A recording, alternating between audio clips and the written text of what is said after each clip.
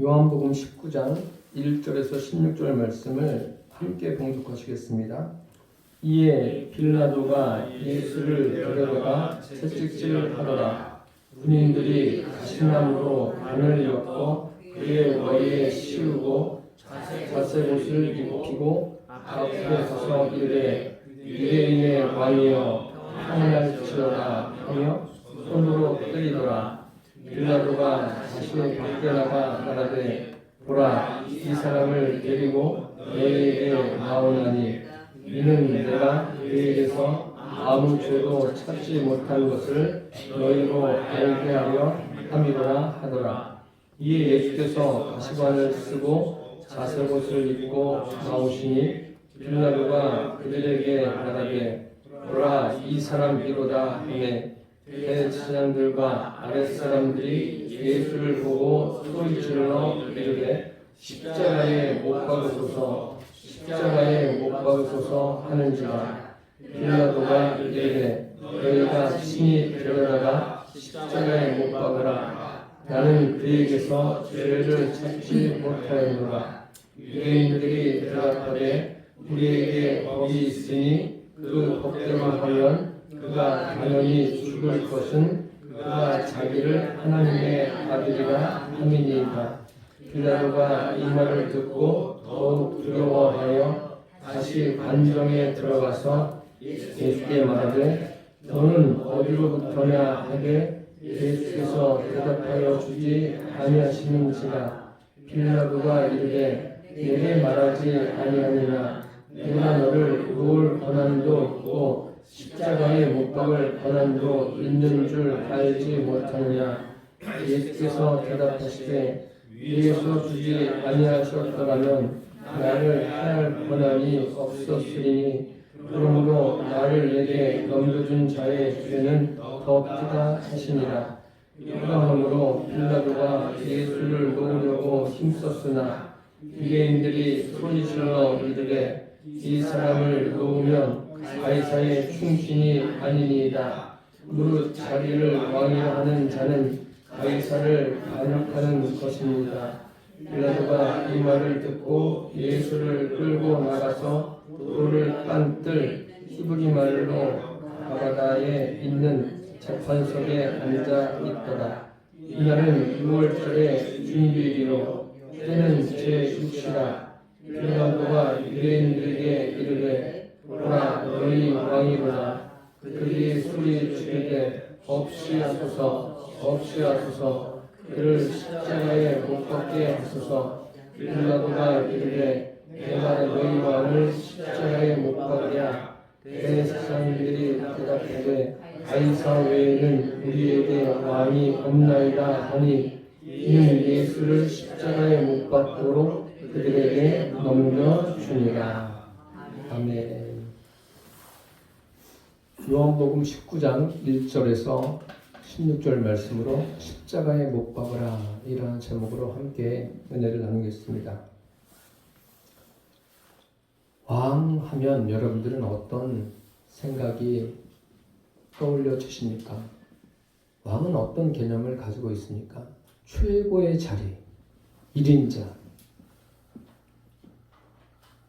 무한한 능력을 가진 자, 최고봉이죠. 모든 분야의 최고봉입니다. 물론 그렇지 않은 역사 속의 왕들도 있지만 대부분 왕권 하면 막강한 권력을 가진 사람으로 우리가 알고 있습니다. 본문에도 제가 정해봤습니다. 세 왕이 등장하고 있습니다. 한 사람은 예수님을 십자가에 못 박은 왕, 또 십자가에 못 박힌 왕, 또 십자가에 못 박으라고 소리 지르는 왕.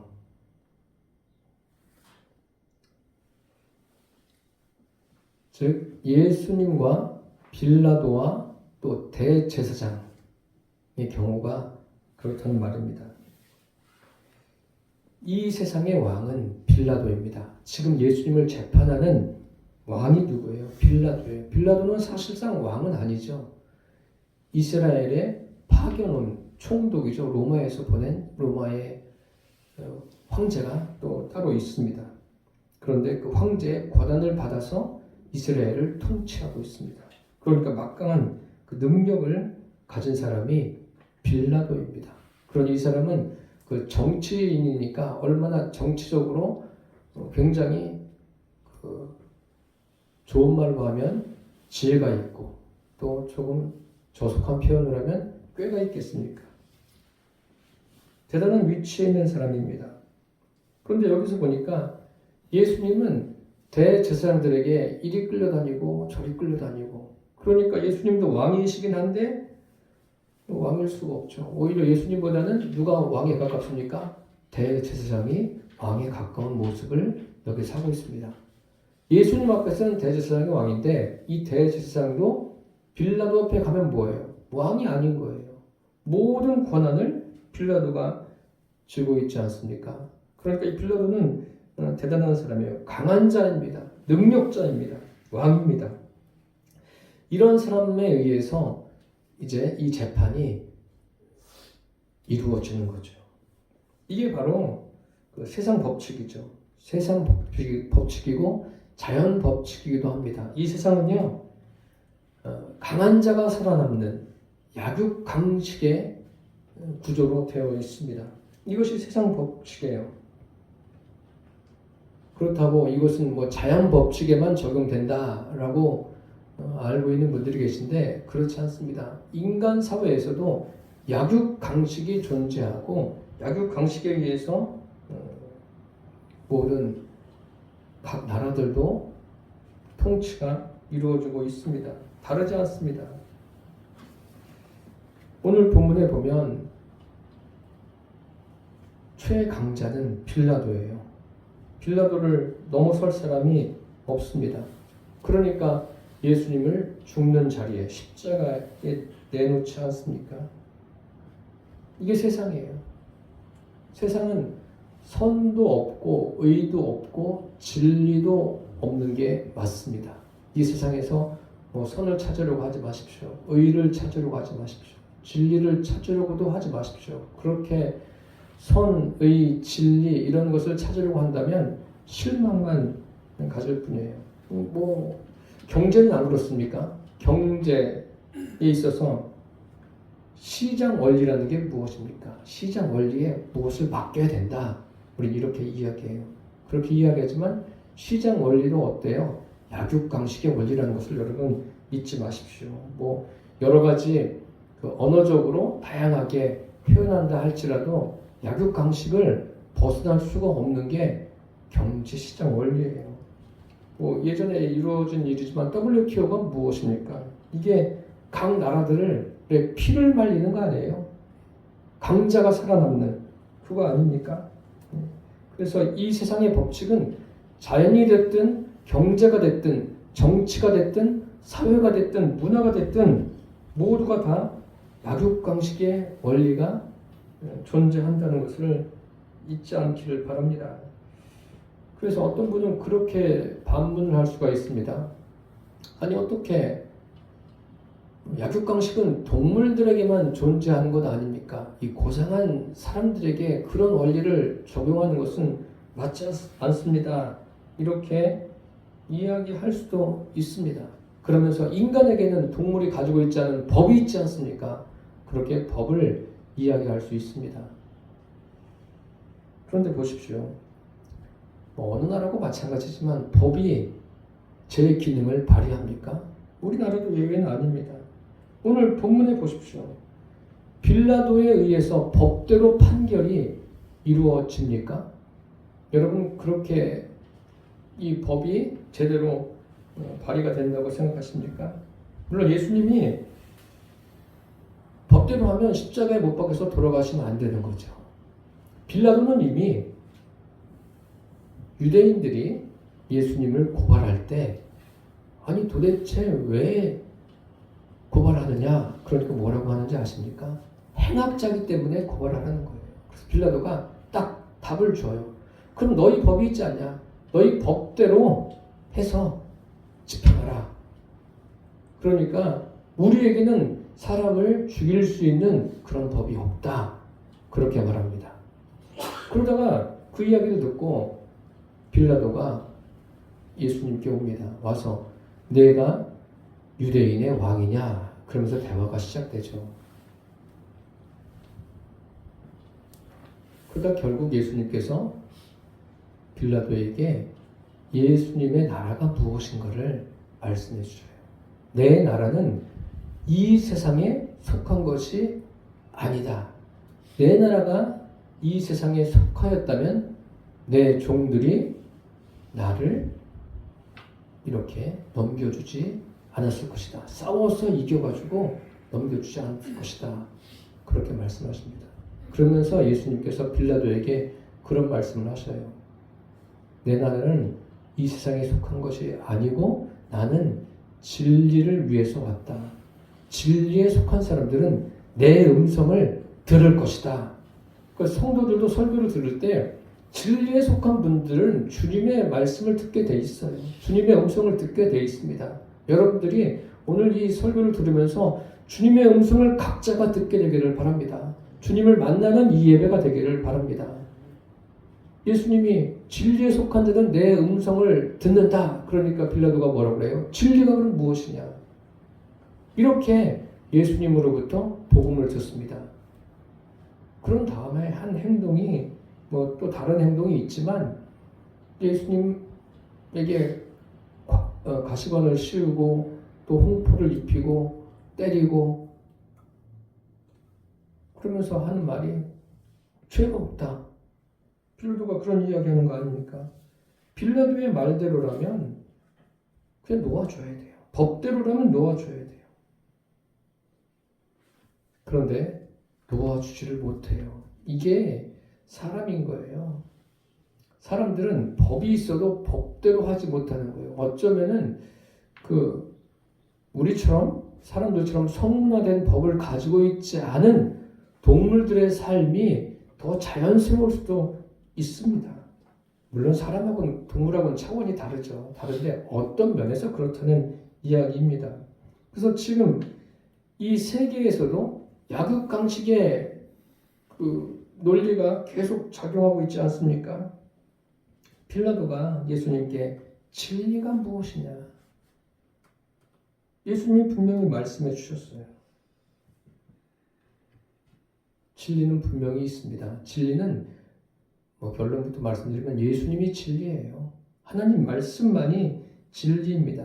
그렇지만 우리가 사는 이 세상은 굉장히 불완전해요. 법을 세워놓고도 그 법대로 못하는 게 인간사입니다. 그것을 여러분들이 아셔야 돼요. 미국 같은 경우에도 참 안타까운 일들이 많이 일어나지 않습니까? 총기 사고가 가끔 일어나가지고 많은 인명피해를 일으키고 우리가 볼 때는 저거 왜 저렇게 총기 사고가 일어날까? 총기에 대한 어떤 강력한 규제를 한다거나 판매를 중지하면 되지 않을까 생각하는데 그러니까 법이 제대로 안 되는 거예요.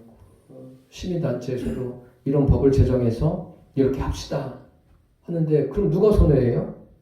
총을 만드는 사람들이 손해 아닙니까? 그 사람들이 가만히 있겠어요? 불법을 행해서 어떻게 쓰든지 총을 계속 만들어서 팔 수 있게. 그게 인간 사회입니다. 인간 사회의 논리는 강자가 이기는 약육강식이에요. 그러니까 법이 제 기능을 못할 때가 많이 있습니다. 오죽하면 소크라테스가 뭐라고 그래요? 악법도 법이다. 그렇게 말하지 않습니까?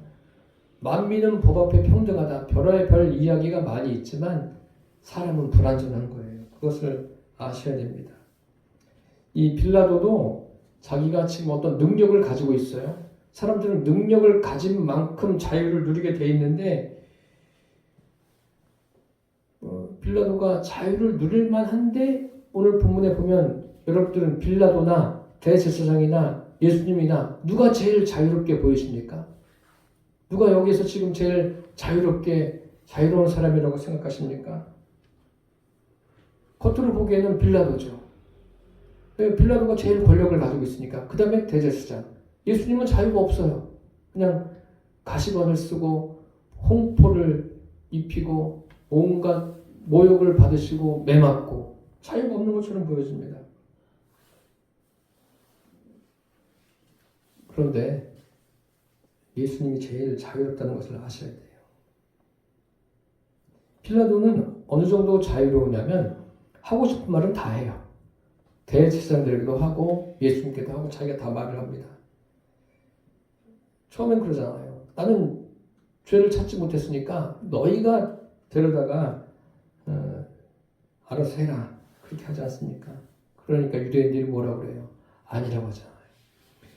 우리에게도 법이 있는데 그 법대로 하면 이 사람은 당연히 죽을 것이다. 왜냐하면 자기를 하나님의 아들이라고 했으니까 죽어야 된다. 신성 모독죄죠. 그러니까 빌라도가 듣고 두려워합니다. 두려워하는 이유는 이게 정치인들은 민심에 굉장히 예민합니다. 어떤 국민들을 위하는 게 아니라 그냥 민심이 어떻게 움직이는가 거기에 촉각을 곤두세우죠. 빌라도도 예외는 아닙니다. 그러면서 오늘 본문에 빌라도와 예수님과 또 대화가 시작되지 않습니까? 빌라도가 예수님을 향해서 협박적으로 말하죠. 내가 너를 놓을 권한도 있고 십자가에 못 박을 권한도 있다. 그러니까 뭐예요? 예수님께 내가 너의 생사여탈권을 가지고 있다는 거예요. 너를 죽일 수도 있고 살릴 수도 있다. 이런 사람 얼마나 무섭습니까? 그런데 예수님께서 그에게 말씀하시죠. 위에서 주지 아니하셨더라면 나를 해할 권한이 없으리니 그러므로 나를 내게 넘겨준 자의 죄는 더 크다. 그 사도신경을 우리가 할 때도 본디오 빌라도에게 고난을 받으사 나오는데 사실 본디오 빌라도의 죄보다 누구의 죄가 더 큽니까? 예수님을 본디오 빌라도에게 넘겨준 자의 죄가 더 큰 거예요. 이런 부분들을 제대로 해서 하려면 사도신경을 만들었어야 되는데 이런 부분들도 참 아쉬운 부분입니다. 어쨌든 이 빌라도라는 사람은 인본의 극치예요. 자기 중심적이고 자기 위주로 자기 편한 대로 다 하고 있지 않습니까? 여기에 무슨 선이 있고 의가 있고 진리가 있습니까? 우리가 이런 것을 분별할 줄 알아야 돼요. 분별할 수 있어야 됩니다. 이 빌라도는 권력을 가지고 있지만 자유자가 아니에요. 이 세상은 그래요. 세상은 힘 있는 사람이 자유가 있는 것처럼 보여지죠. 그게 현실이에요.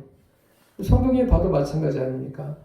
이스라엘이 출애굽하기 전에 애굽의 왕 바로를 보세요. 얼마나 막강한 권력을 가지고 있습니까? 그러니까 이스라엘 사람들은 고센 땅에 살면서 애굽의 지배를 받고 있으니까 애굽 왕이 얼마나 높게 보이겠어요. 야, 저런 자유자라면 저런 권력을 갖고 저런 자유가 있으면 얼마나 좋을까. 그런 동경이 왜 없겠습니까? 우리는 자유에 대해서 두 가지를 정립하셔야 돼요.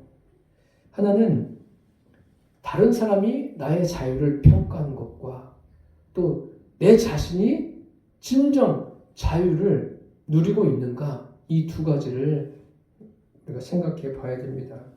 참 자유가 뭐죠? 여러분들은 참 자유가 있으십니까? 참 자유는 내가 생각하고 싶은 대로 생각하고 또 내가 원하는 대로 할 수 있어야 참 자유입니다. 그게 자유자예요. 그래서 성경 시편 127편에 보면 하나님이 사랑하는 자에게 잠을 주신다. 그런 표현이 있지 않습니까? 그게 뭐냐면 자유를 주신다는 거예요. 진정한 자유. 우리 그리스도인으로서 진정한 자유자가 돼야 돼요. 예수님께서 말씀하시지 않습니까? 진리를 알지니 진리가 너희를 자유케 하리라. 예수님을 그 심령의 주인으로 모시고 사는 사람들은 정말 자유해야 돼요. 무엇으로부터 자유합니까? 죽음으로부터 자유해요. 이 땅에서 여러 가지 삶으로부터 자유할 수 있습니다. 인생에서 겪는 모든 것으로부터 자유할 수 있는 사람이 그리스도인이라는 것을 잊지 않기를 바랍니다. 지금 여기 보세요. 대제사장들도 예수님을 처형해야 되겠는데 자기들의 힘으로 안 되니까 빌라도의 힘을 빌리는 거예요. 그러니까 빌라도가 더 막강한 권력을 가지고 있으니까 그에게 붙어서 하지 않습니까? 그러니까 이 사람들은 진정한 자유자가 아니에요. 이 사람들에게서 권력을 뺏어가 보세요. 자유를 누릴 수 있는가? 자유를 누릴 수가 없습니다. 그 사람들이 그런 이야기를 합니다. 고양이 머리가 되지 호랑이 꼬리는 되지 말아라. 그런데 막상 그 호랑이가 나타나 보세요. 고양이가 무슨 소용이 있어요? 아무런 의미가 없잖아요. 차라리 호랑이 꼬리가 더 낫지 않습니까? 지금 여기서 호랑이가 누구예요? 빌라도 아닙니까? 빌라도가 모든 것을 다 쥐고 있어요. 빌라도가 무엇을 발견하냐면 예수 그리스도께서 죄가 전혀 없다. 잘 알고 있습니다. 그래서 예수를 처형하는 것은 부당하다는 걸 알고 있어요. 그러면 그렇게 해야죠. 그렇게 해야 되는데 그것을 지금 못하고 있잖아요. 자기 마음대로 못하고 있어요. 자기가 자유를 가지고 있는데. 그러니까 사람들이 볼 때 빌라도는 막강한 권력을 가지고 있고 굉장한 그 자유가 있다 생각하는데 빌라도는 실상 자기 속으로는 어떤 자유가 없는 거예요. 자기가 딱 이거 이렇게 판결하면 되겠구나. 판결을 해야 되는데 못하고 있어요. 자유가 전혀 없는 사람이에요. 그 속은 지금 굉장히 복잡하고 어떤 자유함이 없고 그냥 그 자기 눈앞에 보이는 사람들에게 매여 있는 거예요. 왜 그럴까요? 그런데 예수님은 뭐예요? 가시관을 쓰셨잖아요. 그리고 홍포를 입으셨어요. 지금 사람들에게 모욕을 당하고 매맞고 있어요. 이 고난 주간 또 예수님의 고난에 대한 영화들을 보면 굉장히 예수님의 고난을 부각시키죠. 예수님이 머리에 가시관을 쓰시고 피를 막 줄줄 흘리는 것. 그리고 또 십자가에 달리시기 전에 매맞고 또 사람들이 욕하고 때리고 그리고 십자가에 달리시는 못이 박히고 또 창까지 찔리시고 그런 막 형체를 알아볼 수 없는 그런 상황이 되는 그것을 보면서 사람들은 굉장히 그 고난에 대해서 예수님의 저 십자가의 고난 굉장히 감정적으로 동요를 하고 있습니다. 물론 사람이니까 당연히 그런 감정적인 동요가 필요하죠. 그러면 예수님은 지금 이 빌라도에게 말씀하신 것뿐만 아니라 그 행동을 통해서 빌라도에게 무엇인가 보여주고 싶으신 거예요. 무엇인가 말씀하고 싶은 거예요. 무엇을 말씀하시는 것일까요? 지금 빌라도는 그럼 뭐 그냥 평상복을 입고 왔겠습니까? 아니에요. 그는 로마 황제가 인정한 유대의 총독이에요. 자기도 화려한 옷을 입었을 거예요. 붉은 옷으로 콩포로 해입고 머리에도 왕관을 썼을 거예요. 그런 아주 근엄한 모습으로 나왔을 겁니다. 그런데 예수님은 정반대의 모습이에요. 가시관 아닙니까? 이게 뭐냐면 빌라도야, 내가 지금 화려한 면류관을 쓰고 있느냐? 내가 화려한 그 면류관은 이 가시관이야. 내가 지금 그 화려한 왕복을 입었느냐? 내가 입은 이 홍포를 봐라. 너는 지금 왕복을 입고 희롱을 받고 있는 거다. 이야기하는 거예요. 무슨 말씀인지 아십니까? 빌라도야, 내 내면을 쳐다보라는 거예요. 예수님을 보면서 예수님의 말씀을 듣고 지금 예수님이 가시관을 쓰고 홍포를 입고 막 희롱하지 않습니까? 이런 내 모습을 보면서 내 내면을 보라는 거예요. 사람들은요, 자꾸 그 외형적인 것만 보는데 내면을 좀 보셔야 돼요. 내 내면을 보라는 거예요. 지금 이 예수님의 고난을 통해서 우리의 내면을 보라는 거예요. 내면에 진정한 자유가 있는가를 보라는 거예요.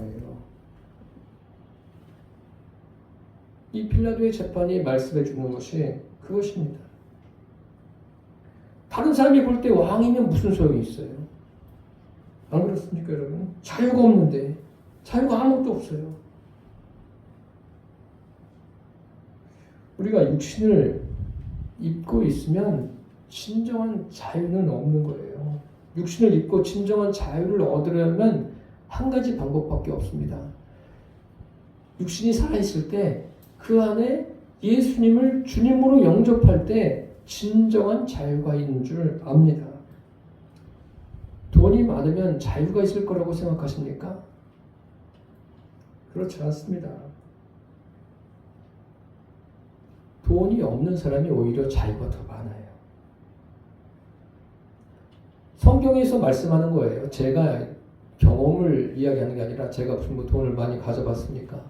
그런 경험을 이야기하는 게 아니라 성경에서 정말 부자 청년, 사회적으로 지위가 있는 사람들이 볼 때 굉장히 자유롭고 굉장히 높아 보이는데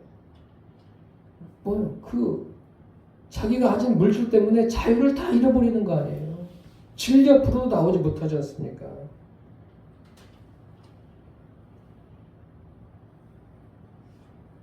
우리가 보기에는 오늘 본문에서 자유가 있는 사람이 빌라도 같고 자유가 하나도 없는 사람이 예수님 같지 않습니까? 잡혀있고 매를 맞고 욕을 먹으니까. 그런데 그렇지 않아요. 빌라도는 아무런 자유가 없는 사람이에요. 그 모든 재판에 늘 다 주도하고 있음에도 불구하고 아무런 자유가 없어요. 왜요? 삶의 목적이 육신적인 것에만 있기 때문에 그렇습니다. 그래서 예수님이 이 과정을 통해서 빌라도에게 말씀도 하시고 지금 그 모습으로도 말씀해 주시는 거예요. 진정한 자유. 이것이 필요해요. 내 심령으로 누리는 자유. 그냥 육신을 입고 여러 가지 조그만 즐거운 일에 즐거워하고 기뻐하는 그런 게 아니라요. 내 심령으로부터 내 마음속 깊은 곳에서부터 시작되는 그런 자유가 여러분에게 있습니까? 예수님을 주인으로 섬기면 그 자유가 있어야 맞아요. 그래서 세상에서 어떤 일을 경험해도 주님이 내 안에 계심으로 자유자가 되는 거예요. 우리가 다 그렇게 되기를 바랍니다. 사도 바울을 인생의 가장 큰 충격에 빠뜨리는 사건이 있지 않았습니까? 스데반이 순교당할 때 바울은 잊을 수가 없는 거예요. 그 스데반 한 사람의 순교로 인해서 사울이 사도가 돼서 주님을 섬기게 되지 않습니까? 그 당시에 스데반을 죽이는데 가장 앞장섰던 사람이 누구예요? 사울 아닙니까? 그러니까 사울은 다른 사람들이 옷을 맞고 스데반에게 사람들이 돌을 던지는데 당연하게 여겼어요. 그러니까 사울이 얼마나 자유가 있는 사람이에요. 그런데 사울이 무엇을 깨달았겠습니까? 돌에 맞아 순교하는 스데반을 보면서 야, 어떻게 저렇게 자유로울 수가 있을까? 돌에 맞는데도 두려워하는 얼굴이 아니라 얼굴에 광채가 나는 거예요.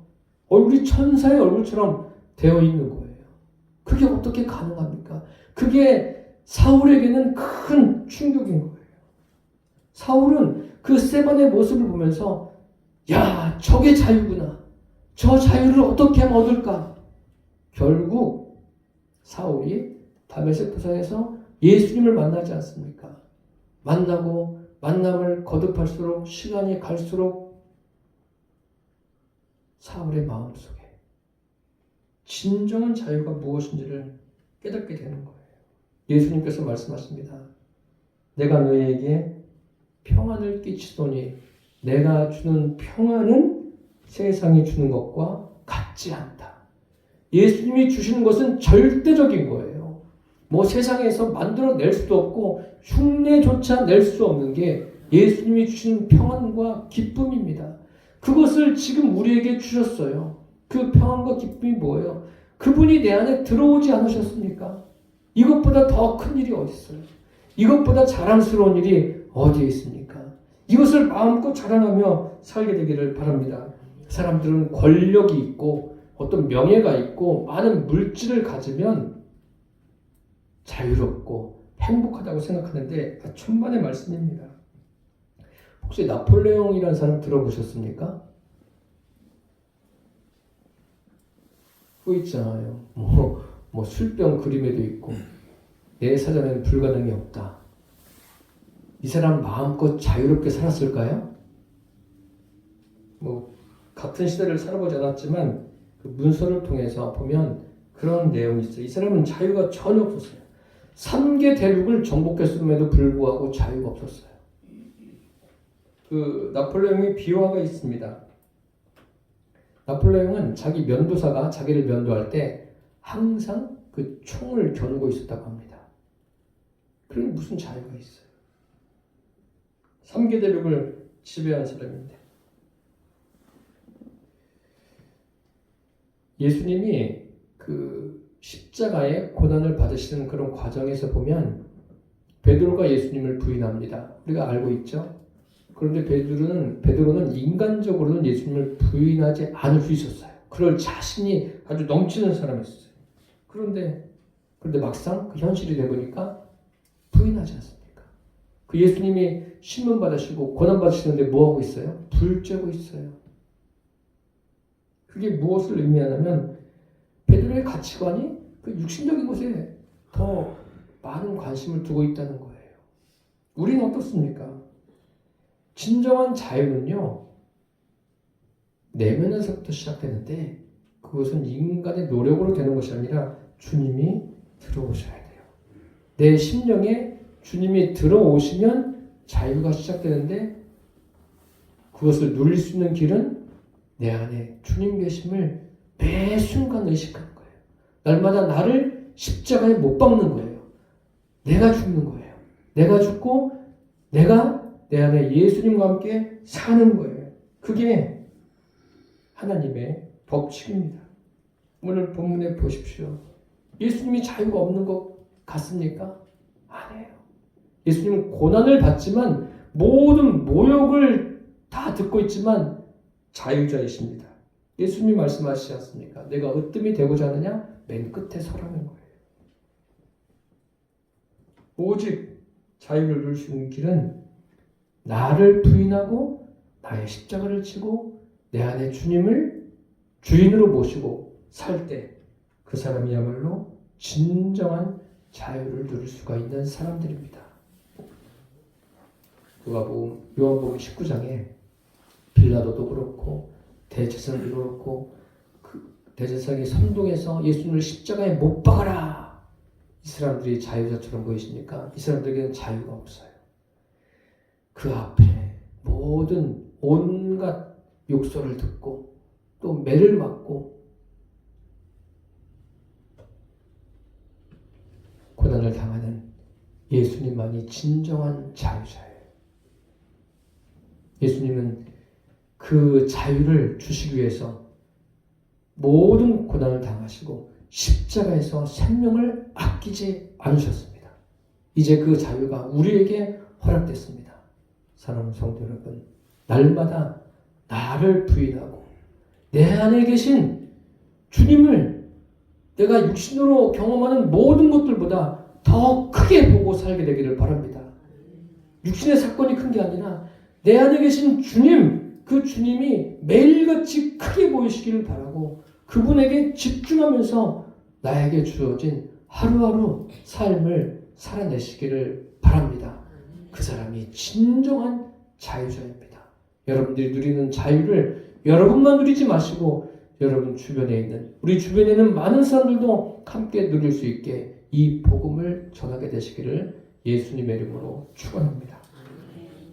살아계신 주님, 우리가 사는 육신을 입고 사는 이 세상에서는 선도 없고 의도 없고 진리도 없습니다.